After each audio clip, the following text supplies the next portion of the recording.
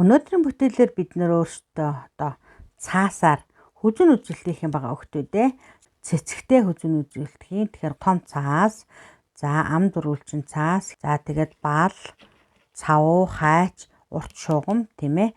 За тэгээд ийм нарийнхан болгох зүйл. Энд ийм нарийнхан зүйл. За энэ дээр ороож өдрийг ашиглах учраас. За энийг яг цаг тухайд нь багш нь тайлбарлаад өгье. Гэхээрээ за нэг 5 мм-ээр 5 цаас бид нарт хэрэгтэй. За тэгэхээр аль нэг захаас нь 5 мм-ийг ингэж чиглэж байна. За одоо эндээ мөн адил. За тэгээ эдрийг яах вэ гэхээр хооронд нь холбоо нөхдүүдээ урт нарийнхан болгохын тулд за багшд нь жижиг скотч авахгүй учраас багш нь ийм том скотч ашиглах гэж байна. А та нар маань жижигхэн скотчтой бол жижиг скотчороо наагаад өгөрөө. Цавуудаж болох ч гэсэн цавуу маань салах магадлалтай учраас багш нь скотч илүү найдвартай гэж скотч сонгож байна. За нийлүүлээд яах нь скотч чана шүү дээ тийм ээ. За тэгэхэд энэ урт зүйлээ яах вэ гэхээр нөгөө нарийнхан удаа барьж агаад за эндээсээ сайхан нийлүүлээд нэгээ сайхан ороогоод өгөх юм байна шүү. Сайхан ирчлээд ороогоод өгнө хараа. За ингээ ирчлээсээ гоё жигэд болгоё. Жигэд болгоод гараараа жоохон янзлаад өг.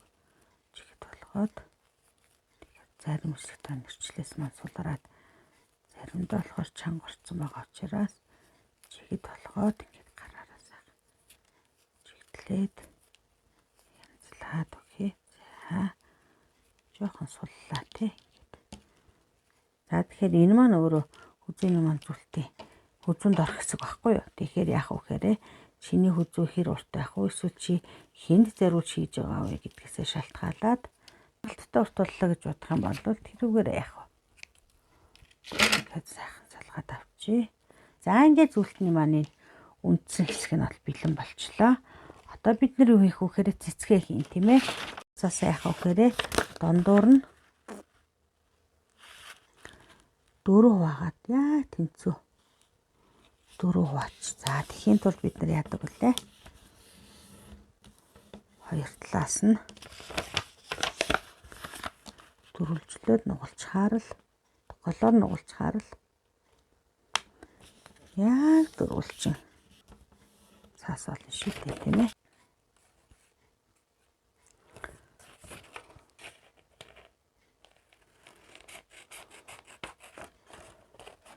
Хувраа хэвчлээ. Жохон зузаавтай цаас болтой өргөдөхгүй сараад. Сайн дураасаа дагуулад хажиллажээ. Цэцэгт маань 4 цаас. За одоо энэ дөрвөлжингээ аваад яах вэ гэхээр гурвалжлаад нугална. За гурвалжлаа сайхан нугалчлаа. За дахиад гурвалжлана. Тэгэхээр бидний хийх дэлбээ маань 8 дэлбэтэй цэцэг байх юм байна. Тэгэхээр ингээд 4 цаас давхарлахтаар 4 дэлбэ гэсэн үг тийм үү? Дахиад гурвалжлана. За дахиад гурвалжлаад. За одоо ингээд яах вэ? 8 дэлбэ гарахаар. За ингээд бүгдийг бэлтчихье хөлтөө. За одоо яах вэ гэхээр одоо балан аваад одоо бид нэр эндээ цэцгийн дэлбээ зурж өгье. За ингээд гой цэцгийнхаа дэлбээг зураад өгье. За тэгэхээр энэ битүү талаа барьж байгаад тэг эндээсээ яах нь цэцгийн дэлбээг зурж өгнө шүү дээ тийм ээ. За ингээд дэлбэгээ зурсан юм чи одоо яах вэ? Хайчилж байна. Турсныхаа дагуу сайхан дагуулад хайчилж байна. За одоо яах вэ гэхээр тэнэлэх нөхдүүдээ. За ингээд тэнэлэх гэхээр энэ маань 8 дэлбэ гарч ирнэ. За юм 8 дэлбэтэй. За 8 дэлбэтэй. Бид нар хийх гэж байгаа цэцэг болох гэж шүү дээ тийм ээ. За сайхан тэнэлгээд.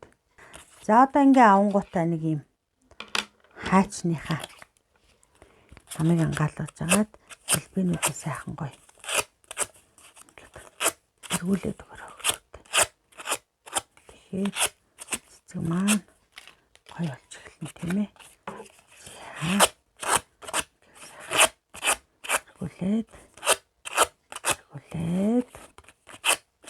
эргүүлнэ. Дахиад ичээгээ.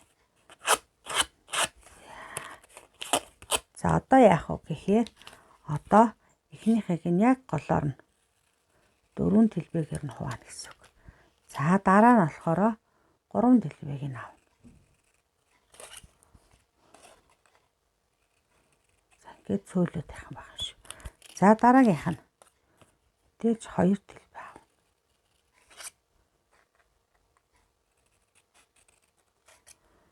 За сүүлийнх маань 1 дэлбэг яваад за одоо энэ авсан дэлбэнүүдээ тэг нэгийг нь авсан, хоёрыг нь авсан, 3-ыг нь авсан, 4-ыг нь авчлаа шүү дээ. За одоо яах вэ гэхээр цавуудаж наахтаа за 1 дэлбээ бүтэн цавуудаад тэгээд нэг талаасаа яах вэ? Нааж өгнэ.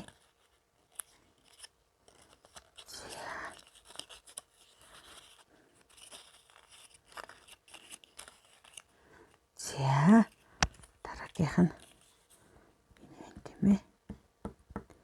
Нэг дэлбэг бүтэн цавуудаад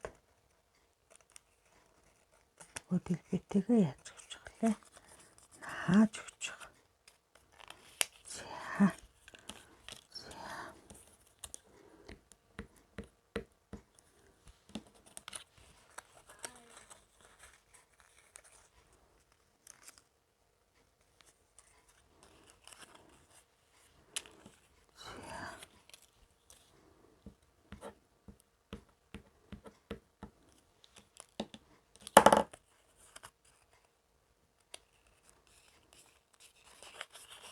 Энэ том руугаа дараахаа хийн. За тэрний дараа нэгээ хийн гэдэг. Араас нь хийх юм байгаа.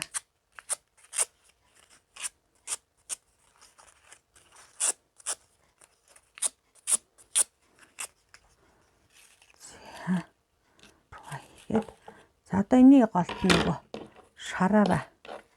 За тэгэхээр энэ шарыгаа яах вэ гэхээр за ингэж авчирч агаад бас за нэг юм зураас үлдээнгүүтээ ингээд зурцсан дээрээ одоо яах вэ гэхээр энэ зураас хүртлээ нарийнх ажиллаад өгөрөө. За ингэж ажиллачингууд одоо яах вэ гэхээр энийгээ эргүүлээд сүүлийн хэсгтэрээ сайхан цавуудаад эцгийн маань гол болж байгаа ч тийм ээ. За одоо ингээд цэцгийн голоос эхлүүлээд нааж эхэлнэ. Цавуудаад дээр дорго цавуудаад цэцэг рүүгээ хийж өгнө. За одоо энийг цавуудаад бүх талаа цавуудаад зүрх сайхан цавуудаад энэ рүүгээ хийж. За одоо дараагийнхаа ихтэйгтүүдээ дэлбэгээ гой зөрүүлж хийх юм шүү. Тэгэхгүй болвол гой дэлбэг дарагдахгүй шүү дээ цэцэг маань тийм ээ. За ингээд нөгөө цаасныхаа 4 талаа сайхан цавуудаад за ингээд 4 талаа сайхан цавуудаад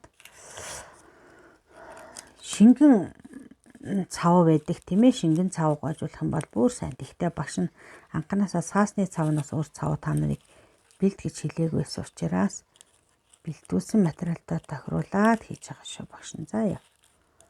Илүү хурдан, илүү амархан яг гэх юм бол яддаг байна. Гойжуулдаг цав хийвэл хурдан сайхан барьцдаг байгаа. За сүүлийнхээ ганаа бүх талаа сайхан цавуудаж өгөөд